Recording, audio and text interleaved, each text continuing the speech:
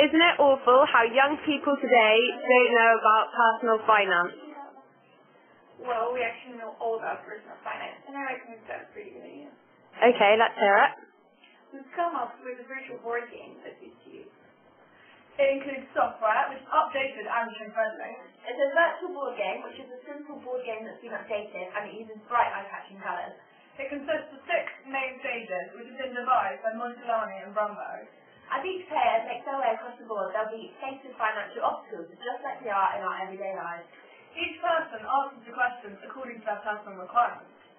The aim of the game is to provide a fun and captivating way to teach young people how to manage their personal finance and to gain insight on which areas they might need to improve on. It's a multiplayer game suited to everyone, which covers all basic requirements of finance. Okay, well, how are we actually going to do this? Well, we've taken part in an entrepreneurial course, so we know all about how to take advantage of modern technology and create this software. That's great. Okay, so if we write out what each of us is doing, what we're going to do, then, well, who's going to do the business plan? I can help me and Sophie. She's not here, but she'll be happy to help us. Brilliant. Okay, well, that leaves us two. We'll do the presentation and take some questions. Okay. Brilliant. Let's go. After 6 stages of personal finance, there are 6 levels to our game. These are: the first would be teenagers like ourselves, where they have a small income and they have key financial decisions. the next would be young adults. Their income barely matches their expenditures, and their personal savings will be low. We then have young couples without kids, and their income will probably be greater than their expenditure. Then you may have a couple with kids, and their income will probably be equal to their expenditure. Then you have empty nesters, where their income would be greater than their expenditure, and then start to purchase investments. And finally, you have retirement. Each level represents a stage of life which we're all set to experience. This gives everyone a chance to broaden their financial knowledge and acknowledge how their financial decisions can affect their lives. It's a simple but effective game that guides the player across the board. They will be faced with an opportunity to increase their personal finance by answering questions based on the level they're playing. The game has to be played over a period of weeks. This allows the students to keep interested and also lets the teachers go into more depth on the topic that they're doing. By allowing the students to play the game gradually, it encourages them to experience learning in a variety of ways. Shall we go see how the others are doing? That sounds good to me. As we know, Ned and Sophie have been working on the business plan. Sophie can't be with us today, but we're going to catch up with Ned and see how she's been doing. So pay attention now. I'm going to summarize the business plan with your help.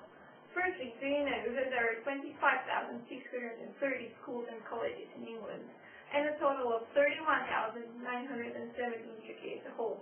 This is an impressive number, isn't it? Imagine the profit you can make, especially when you have considerably low fixed costs. Moreover, our game is targeting international educational markets too. We're going to establish a legal business through the appropriate licensing and adopt a structure of private limited company. One of our sales strategies would be a free trial period, so that potential customers can appreciate how useful our personal game is, and be even happier purchasing it.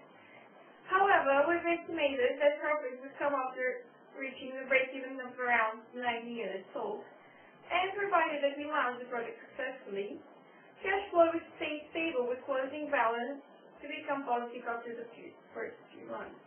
In a more in-depth read, you would be able to see the true potential of this fresh idea that we together have put so much effort in. That sounds great. Should we go see how the technical team are doing? Yeah? Okay guys, well how's the software going? With our current economic crisis, students may find it difficult to deal with situations such as a recession. That's why our software provides them with everything they need, such as help, advice, and information, to ensure that they are aware of the consequences of their financial decisions. With advanced technology, managing your personal finance has never been so easy. Still, so many young people find it difficult, and it is of the utmost importance to educate them.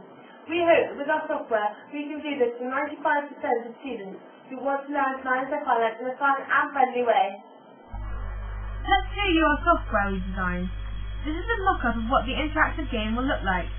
There are 2 different types of levels by which you can play the game, variety, levels by age category or levels by personal finance. Here you can choose, for example, to answer questions entirely based on loans, if that's the topic being studied in class. Let's go back. The age category is based on the 6 stages of personal finance devised by Modigliani and Brumberg, as we discussed earlier. Let's show you what the first level will look like. There are 3 different playing modes. You can play alone, together with friends, in a classroom, or even online with other students nationwide. Let us show you the multiplayer option.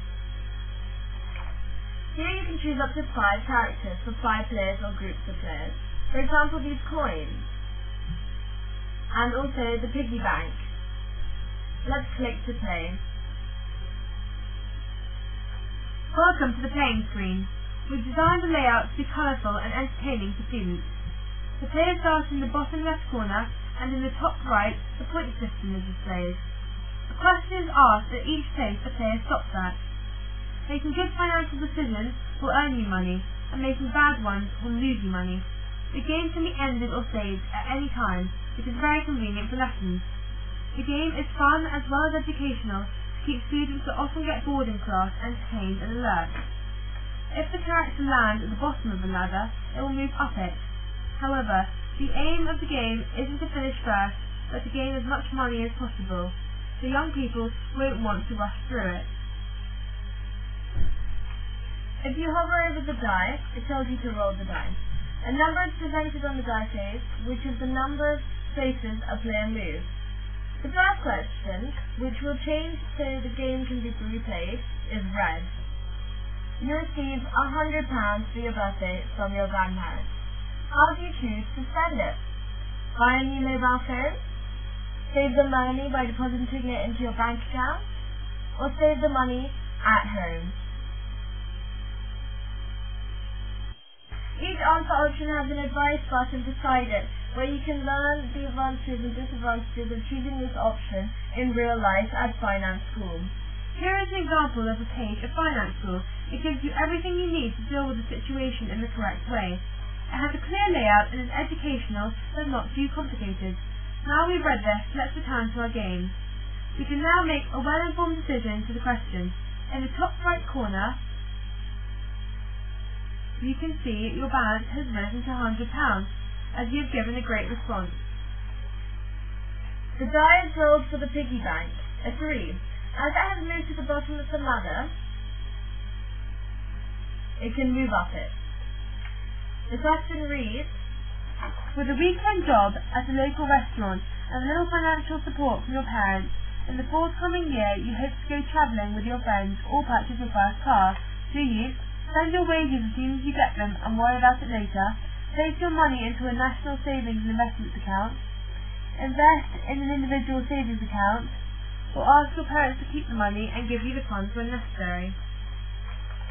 In the game, it is easy to make wrong decisions if you don't go to finance school and learn about your options.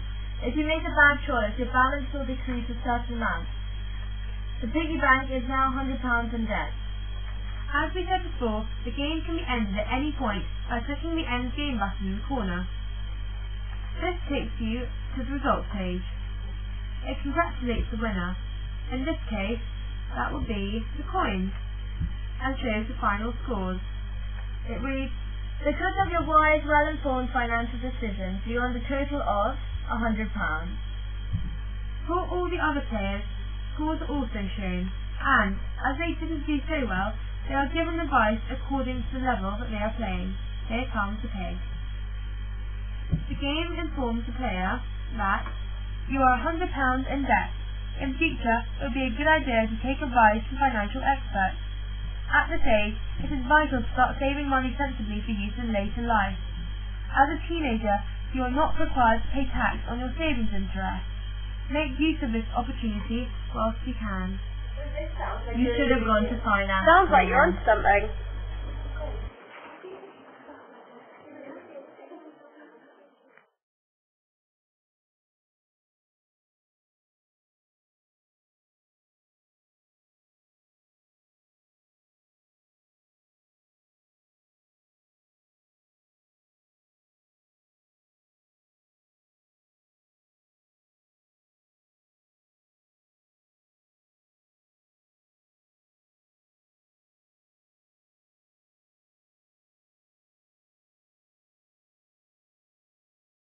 Next, you may have a couple with some kids.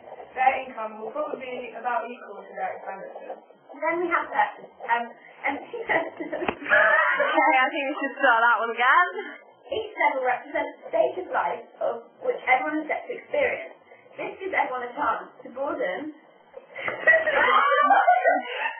Okay, attention now. I'm going to summarize the phases for new job. Firstly, do you know that there are 30...